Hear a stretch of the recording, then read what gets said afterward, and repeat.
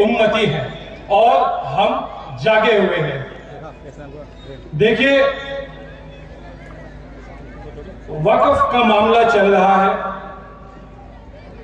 इससे पहले आपको याद होगा, पिछले साल या 1 साल से ज्यादा हो रहा है, किसान बिल को लाया गया था। आपको याद है या नहीं याद है? जब किसान बिल लाया गया तो पूरा पंजाब, पूरा हरियाणा और आसपास के स्टेट सड़क में थे। कहां थे? सड़क में थे। उन्होंने क्या किया था? उन्होंने दिल्ली का बॉर्डर सील कर दिया था। उन्होंने अपनी जान गंवाई थी। मुझे याद है उस वक्त में बरेली शरीफ से एक डेलीगेशन पीएमओ को तरफ से इनविटेशन आया था। उसमें मेरा भी नाम शामिल किया गया था और उस डेलीगेशन को मिलने का टाइम दिया जा रहा था कि सड़क जाम, ये दिल्ली बॉर्डर सील होने की वजह से उस प्रोग्राम को जो कैंसिल किया गया, दोबारा उस बात का जवाब ही नहीं आया, क्योंकि फार्मर्स बिल के खिलाफ जो किसानों का आंदोलन था वो बहुत ही सक्सेसफुल आंदोलन था।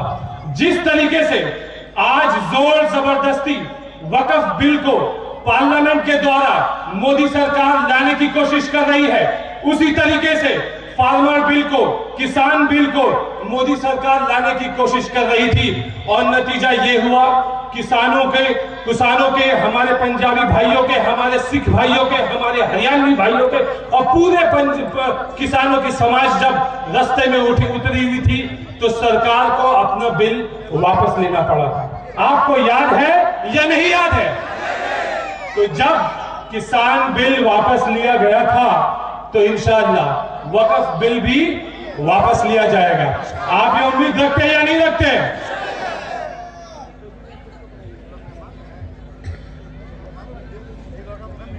आपसे मैं कह दूं, आजकल एक नया प्रोपेगेंडा चलाते हैं। इलेक्शन का माहौल है। मैं आपको एक छोटी सी बात ये बता दूं, ज्ञानवापी का मामला आपको याद होगा। ज्ञानवापी का मामला याद होगा कि जब शिवलिंग की खोज करने के लिए कोर्ट ने अलाउ कर दिया मस्जिद के नीचे, तब आरएसएस के चीफ मोहन भागवत ने कहा था कि हर मस्जिद के नीचे शिवलिंग खोजने की जरूरत नहीं है। तो ये हिंदू समाज को अपने राजनीति दुकान चमकाने के लिए कोई पॉलिटिकल पार्टी डराती है और उसको गुमराह करती है, नफरत फैलाती है ताकि वोट बटोर सके। जब इलेक्शन का माहौल आता है, नया स्लोगन निकलता है। एक नया स्लोगन अभी छोटा लिमका ने बोला है, आप पहचानते हैं? आप पहचानते हैं? वो लिमका नहीं, फैंटा है। आप पहचान रहे हैं क्या?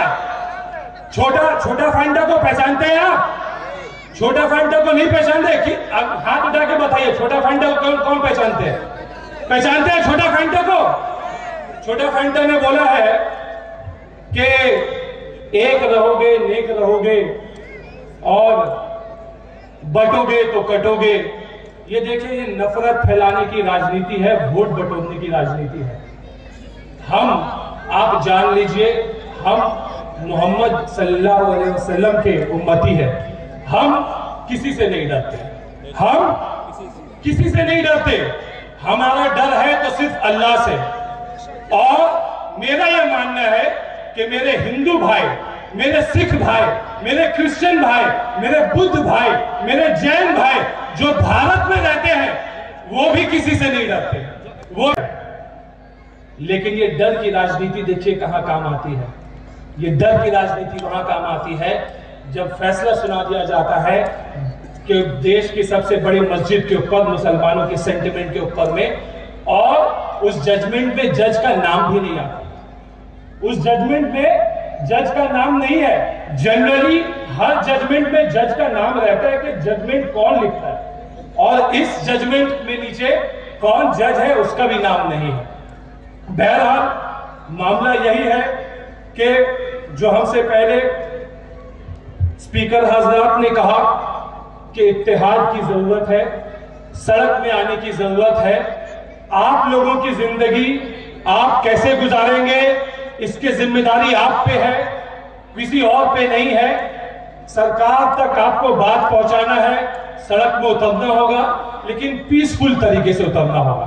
अगर आप रैली करेंगे तो कुछ एलिमेंट्स ऐसे होते हैं जो आपकी रैली को खराब करने के लिए भीड़ में घुस करके कुछ वायलेंस करना चाहते हैं, ऐसा भी होता है। लेकिन अगर हम आज तक माशाअल्लाह जो भी प्रोग्राम हुए हैं धर्मतला में, ऐसा कोई रिपोर्ट नहीं है, तो हम ऐसी ही रैली करेंगे जो कि पीसफुल रहेगा। और हमारी आवाज जो है, दिल्ली में जो कुछ लोग सो रहे हैं उनके नींद को खलल करने, उनको नींद से जगाने के लिए हमारी आवाज जानी चाहिए। रात का 10 बज रहा है, मालूम नहीं जनाब का शेड्यूल क्या है, एक दफा फिर हो जाए कि आपकी बात दिल्ली तक पहुंचनी चाहिए। आप साथ देंगे, जवाब देंगे? नारे तकबीर, नारे तकबीर। नहीं, ये पिछले दफा से कम हो गया, ये पिछले दफा से आवाज कम हो गया। आपकी आवाज पहुंचनी है तो एक दफा हो जाए। नारे तकबीर।